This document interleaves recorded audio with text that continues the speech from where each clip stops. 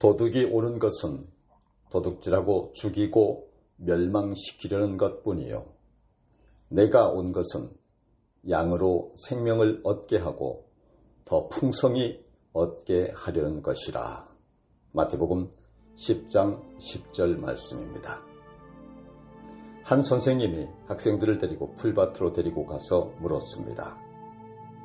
지금 우리가 앉아있는 곳이 어디지? 학생들은 합창하듯 대답했습니다. 풀밭이에요. 선생님이 다시 물었습니다. 넓은 풀밭에 잡초가 무성하네. 잡초를 제거하는 방법을 아는 사람이 있니? 학생들은 손을 들며 불에 태우면 된다, 캐내면 된다, 제초제를 뿌려야 한다 등등 여러 가지 방법을 내놓았습니다. 선생님은 자리에서 일어서며 이렇게 말했습니다.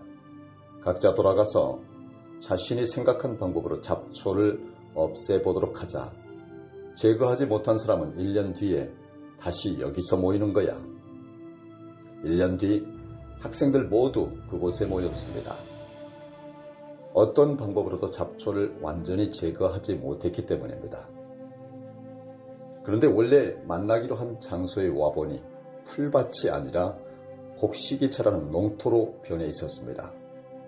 선생님은 다시 모인 학생들에게 곡식밭을 보여주면서 이렇게 말했습니다.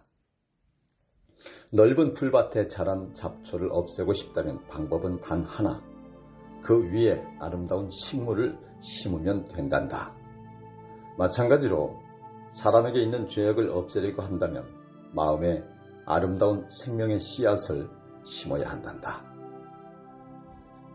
위의 것을 생각하고 땅의 것을 생각하지 말라. 골로새서 3장 2절 말씀입니다. 그렇습니다. 잡초 제거가 목적이 된다면 의미가 없습니다. 또 다른 잡초나 더 강한 잡초가 생길 것이기 때문입니다. 중요한 것은 잡초를 제거하고 거기에 무엇을 채우고 무엇을 자라게 할 것인가 하는 것입니다. 오로지 잡초 제거에만 신경을 쓰는 사람은 결국 잡초 인생을 살게 될 것입니다. 마태복음 12장 2절로 5절까지의 말씀을 보겠습니다. 요한이 옥에서 그리스도께서 하신 일을 듣고 제자들을 보내어 예수께 여짜오되 오실 그이가 당신이 오니까 우리가 다른 일을 기다리오리까? 예수께서 대답하여 이르시되 너희가 가서 듣고 보는 것을 요한에게 알리되 맹인이 보며 못 걷는 사람이 걸으며 나병 환자가 깨끗함을 받으며 못 듣는 자가 들으며 죽은 자가 살아나며 가난한 자에게 복음이 전파된다 하라. 세례 요한은 헤롯 왕과 같은 잡초 제거에 관심을 가졌습니다. 그는 메시아를 만난 뒤 메시아가 왔으니 헤롯 왕과 같은 잡초는 곧 제거될 것이라고 믿었습니다. 그런데 잡초 같은 헤롯 왕은 여전히 그대로 있었습니다. 그는 예수께 제자들을 보내 오실 그이가 당신이옵니까? 라고 질문했습니다. 그러자 예수님은 세례 요한의 제자들에게 자기가 온 것은 잡초 제거가 아니라 생명을 풍성하게 하는 것이라고 말씀했습니다. 예수님은 풍성한 생명을 심으시는 분입니다. 맹인에게는 다시 보게 함을, 안전뱅이에게는 다시 걷게 함을, 나병 환자에게는 깨끗한 치유를, 청각장애인에게는 다시 듣게 함을, 죽은 자에게는 생명의 기적을, 가난한 자에게는 축복의 복음을 심으셨습니다. 우리도 역시 잡초 제거에만 신경을 쓰느라 풍성한 생명의 삶을 누리지 못한 것은 아닌지요. 앞이 안 보이는 지금과 같은 상황에서 꽉 막힌 땅을 쳐다보기보다는 마음의 눈과 영의 눈을 열어 생명을 풍성하게 하시는 주님을 바라보기를 권면합니다.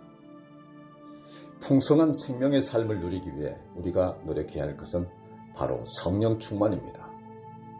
여러분은 요즘 성령 충만하십니까? 토레이 목사님은 하루도 빠짐없이 날마다 이런 기도를 드렸다고 합니다. 성령님, 제가 성령님을 떠나서는 살 수 없습니다. 제가 성령으로 충만하다고 느끼지 않을 때는 말하지 않게 도와주십시오. 왜냐하면 성령 충만 없이 말할 때 저는 너무나 많은 실수를 하기 때문입니다. 또한 주님, 제가 성령 충만하다고 느끼지 않을 때는 인생의 중요한 결정을 하지 않게 도와주십시오. 저는 너무나 자주 그릇된 결정을 할 가능성이 있기 때문입니다. 성령님, 저를 붙들어 주십시오.